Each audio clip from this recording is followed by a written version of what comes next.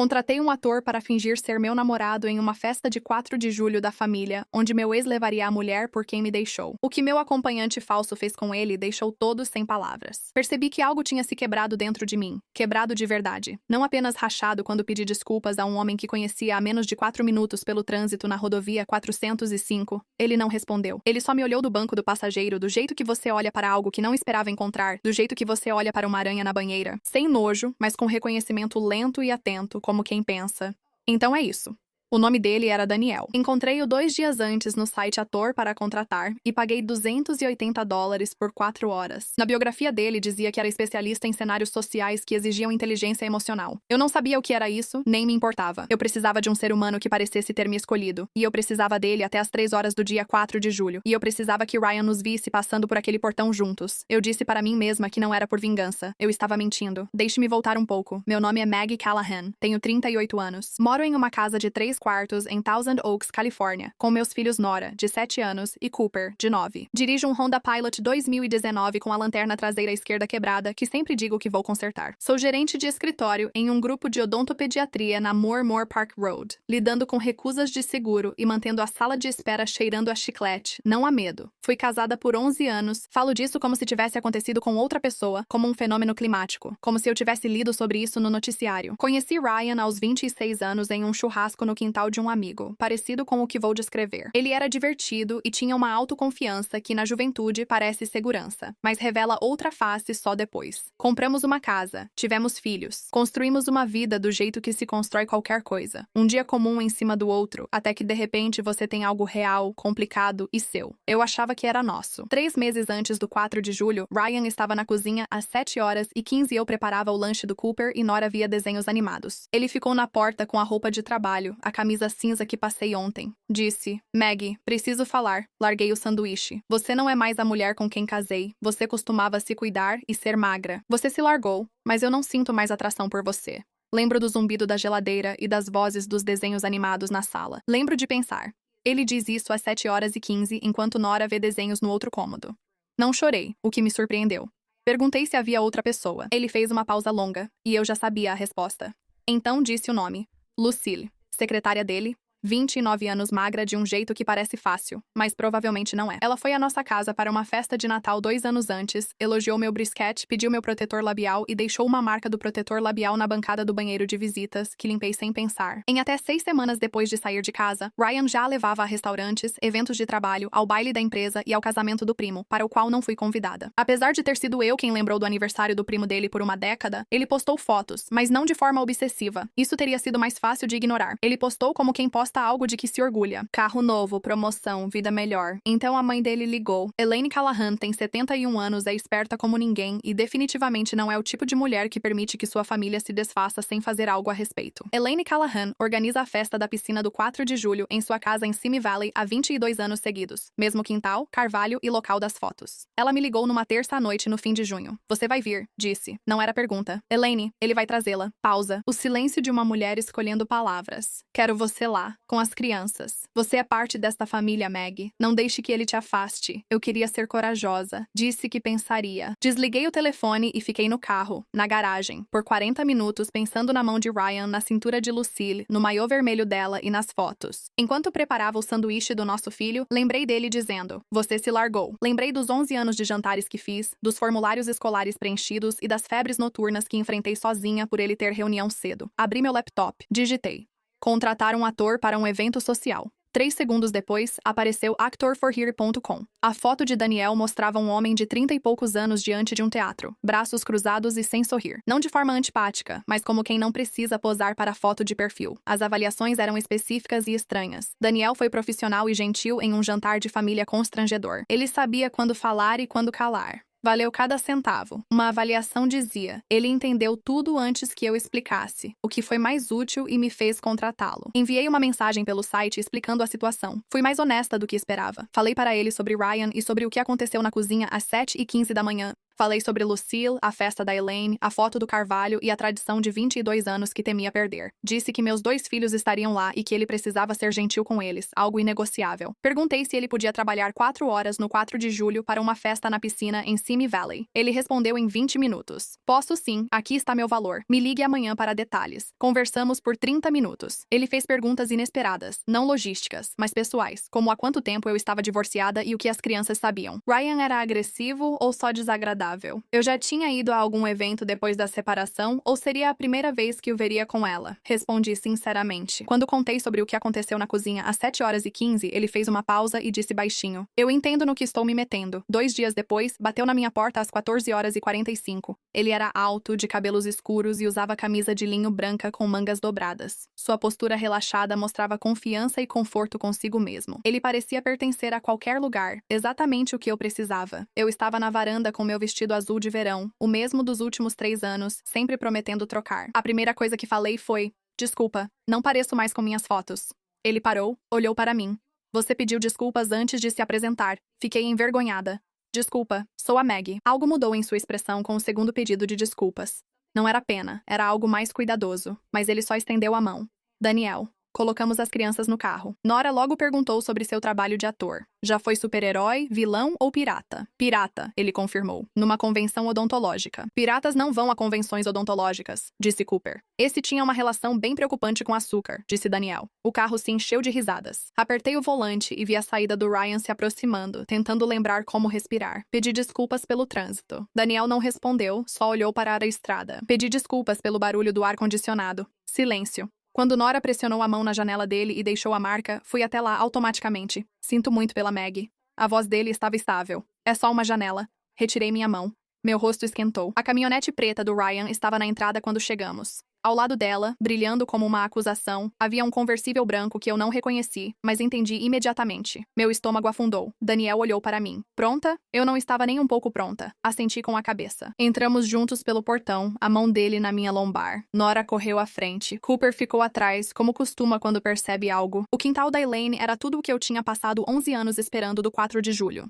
Piscina brilhando à tarde, serpentinas vermelhas, brancas e azuis, cheiro de costelas e carvão. Rostos familiares, primos, vizinhos, o irmão do Ryan, Pete, e a esposa dele, Linda, que me abraçou forte. Senti o pedido de desculpas no aperto. Ryan parado na churrasqueira, mão na cintura da Lucille como se ela fosse um acessório alugado. Maiô vermelho, cabelo impecável. Ela ria de algo, cabeça inclinada para trás, linda de um jeito que parecia uma afirmação para ele. Olha só por quem eu te troquei. Ele viu Daniel antes de me ver. Depois, me viu. O sorriso dele mudou 3 vezes em 2 segundos. Primeiro, mostrou a mesma hostilidade de quando entreguei os papéis. Depois, ficou mais afiado. Confusão, talvez, ou um recálculo. Então, quando os olhos dele se moveram para Daniel ao meu lado, algo que demorei um momento para identificar. Alarme.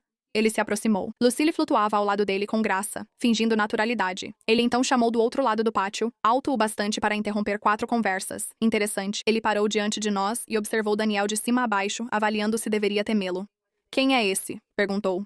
Daniel, respondeu Daniel. A voz dele era neutra, apenas conversando. Namorado da Maggie. Ryan riu, mas não de verdade. Foi uma risada usada como arma. Ah, qual é, Maggie? Ele me olhou com a expressão típica dos últimos 2 anos do nosso casamento, como quem diz: nós sabemos a verdade, não é? Você claramente pagou para ele estar aqui. Todos no pátio olharam para mim. Senti olhares no meu vestido, corpo e rosto. Vestido antigo, corpo após filhos, rosto de quem pede desculpas antes de falar. Pausa rápida. Para mais histórias como essa, com melhor qualidade, acesse meu Spotify na descrição. Meus dedos escaparam dos de Daniel. Desculpa, sussurrei, sem saber para quem eu estava pedindo desculpas. Nem se isso importava. Parecia automático, como respirar. Daniel segurou minha mão de novo, calmo e firme. Não peça desculpas. Ryan sorriu de lado. O pacote de namorado inclui andar de mãos dadas ou isso é cobrado à parte? O pátio ficou em silêncio de um jeito particular. Do jeito que as festas ficam silenciosas quando algo de verdade está acontecendo e todo mundo percebe, mas ninguém quer ser o primeiro a se mexer. Daniel olhou para Ryan sem raiva, sem fingir nada. Ela olhou para ele como quem vê algo pequeno tentando parecer grande.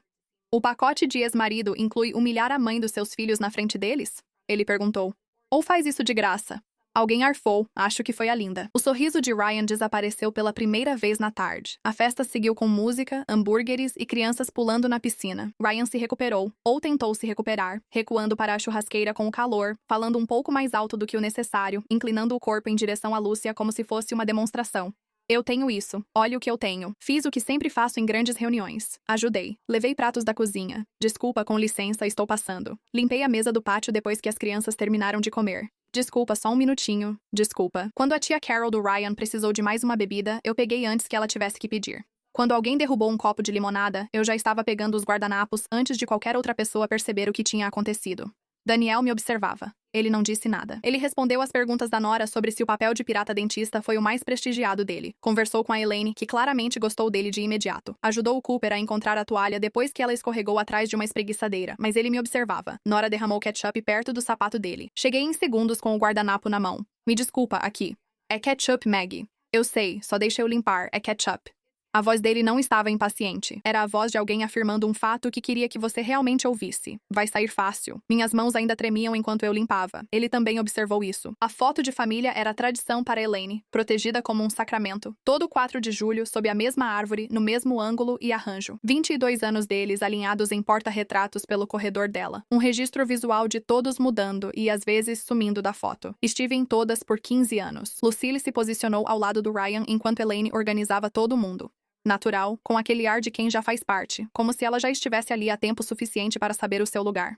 Elaine apontou para a cadeira central debaixo do carvalho. Maggie, sente-se aqui, querida. Eu recuei imediatamente, quase antes das palavras saírem da boca dela. Não, outra pessoa deveria sentar aqui. Eu não quero estragar a foto. Eu, na verdade, me desculpe. Eu não deveria. As pernas de metal da cadeira arranharam o pátio. Alto, de propósito. Todos se viraram. Daniel puxou a cadeira na minha direção. A voz dele era baixa, mas tinha aquela qualidade de algo que não precisa ser alto para ser ouvido. Por quê? Ele disse. O conforto dos outros é automaticamente mais importante que o seu? Fiquei paralisada. Estive te observando hoje, ele disse. Toda vez que algo acontecia, trânsito, seus filhos, coisa de criança, seu ex-marido rindo de você na frente da família inteira dele.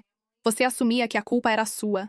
Você pedia desculpas imediatamente, antes mesmo de alguém pedir. A parte de trás da minha garganta ardia. As pessoas só pedem desculpas antes de falar se aprenderem que precisam justificar ocupar espaço, disse ele. Ryan se mexeu, vi pelo canto do olho, mudança de peso, como um homem de repente ciente do chão. Ela não era assim quando nos conhecemos, ele murmurou. Daniel se virou. Não, disse apenas. O silêncio não era vazio, mas cheio. Todos no quintal faziam o mesmo cálculo mental. Ela não era assim quando nos conhecemos. O que mudou nesse tempo? Jake, filho de Ryan do primeiro casamento, que ajudei a criar por 9 anos, olhou para o pai com uma expressão que nenhum garoto de 12 anos deveria ter, mas que alguns acabam desenvolvendo. A expressão de uma criança que percebe de repente o sentido dos pequenos momentos guardados na memória. Ryan pedindo por mim nos restaurantes.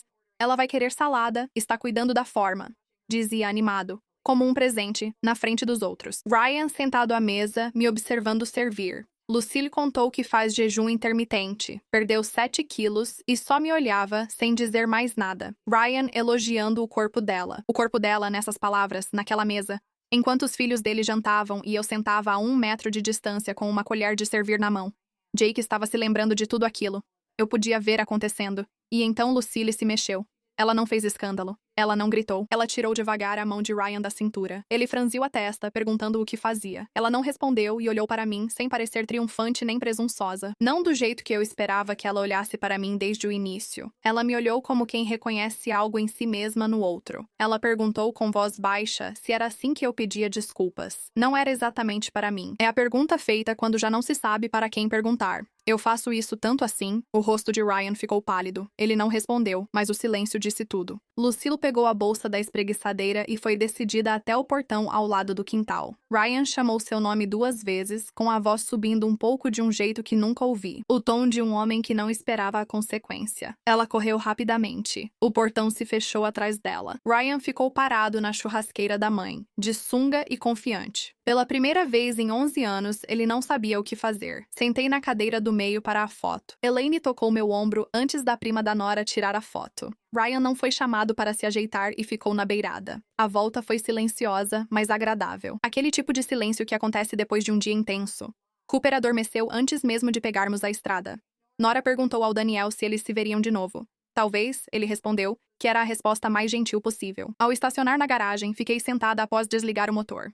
Nora dormia e Daniel olhava pela janela. Preciso te perguntar algo, eu disse. Ok. O que foi? Sobre pedir desculpas antes de falar. Fiquei olhando para a porta da garagem. Você falou isso por exigência do trabalho ou era verdade? Ele respondeu sem ser rude, que ninguém mais falaria. Assenti com a cabeça. Ele perguntou. Em 11 anos, alguém já disse que você fazia isso? Pensei e respondi que não. Nem sabia que fazia. Ele apenas assentiu. Ele juntou suas coisas e saiu, cuidando para não bater a porta ao ver Cooper dormindo. Acenou pela janela e foi até seu carro estacionado junto ao meio-fio. Fiquei sentada na garagem por alguns minutos após as luzes dele sumirem. Não sei quando comecei a chorar, mas não foi nada dramático. Foi aquele tipo silencioso. O tipo que vem de um lugar tão profundo que é mais como a água encontrando uma rachadura na pedra do que qualquer tipo de tempestade. Aqui está o que aconteceu depois. Para quem quer um final claro, Ryan me enviou uma mensagem às 23h42 dizendo que o que eu fiz foi humilhante, manipulador e não era do meu feitio. Li a mensagem 2 vezes. Tirei um print, enviei para minha advogada Shannon Park, da Hart Family Law em Woodland Hills, com 12 anos em direito de família, 4 deles especificamente em litígios domésticos, e deixei o celular virado para baixo no criado mudo. Shannon me ligou na manhã seguinte. Estávamos no meio da mediação da divisão de bens e do cronograma de custódia, que vinha sendo bastante contenciosa. Ryan insistia em uma divisão de 60-40 a favor dele, dizendo que minha instabilidade emocional dificultava a custódia prolongada das crianças. Shannon documentava tudo. 2 dias após o 4 de julho, Elaine me ligou e disse que Carol, tia do Ryan, perguntou por que ele parecia bravo com minha felicidade. Ela me contou que Pete puxou o Ryan de lado e disse algo que ela não estava perto o suficiente para ouvir, mas deu para imaginar pela cor que o rosto do Ryan ficou depois. Ela disse que Jake, sempre quieto e sério, perguntou a ela sobre casamento, o que faz um bom marido e se é normal temer chatear alguém. Ele tem 12 anos. Havia algo na voz dela que eu reconheci como dor.